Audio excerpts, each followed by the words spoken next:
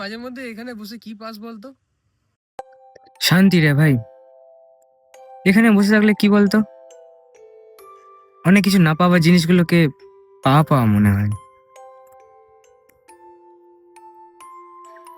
না পাওয়া মানে ওই মেয়েটা? আরে ওরম জিনিসে কষ্ট পাওয়ার কিছুই নেই। তুই নিজেই ওকে বলতে পারিস নি। এটা তোর দোষ। হ্যাঁ, এটা আমারই দোষ।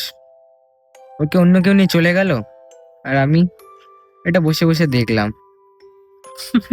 তাহলে একটা কাজ কর, ওর বয়ফ্রেন্ডের সাথে মারপিট করে ওকে নিয়ে আয়। নাহলে আর একটা কর, ওর বয়ফ্রেন্ডকে আস্তে করে মার্ডার করে দে।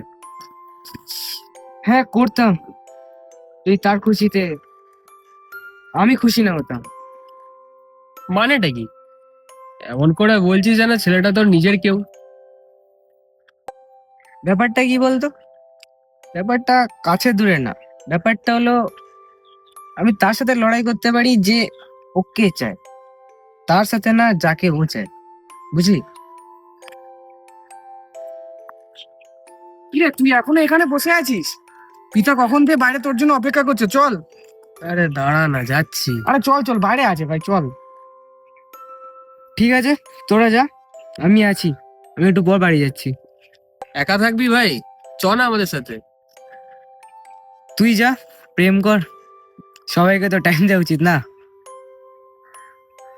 ঠিক আছে, তাহলে তুই দাঁড়া, আমরা আসছি।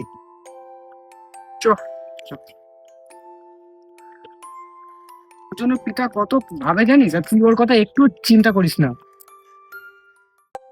পৃথা, কত ভালোই হতো যদি তুই আমায় নিয়ে এত চিন্তা করতি, কিন্তু তোকে নিয়ে শুধু আমিই চিন্তা করে গেলাম, আর তুই আমার বন্ধুকে ভালোবাসলি। আমায় ভালোবাসলেও তো পারতিস।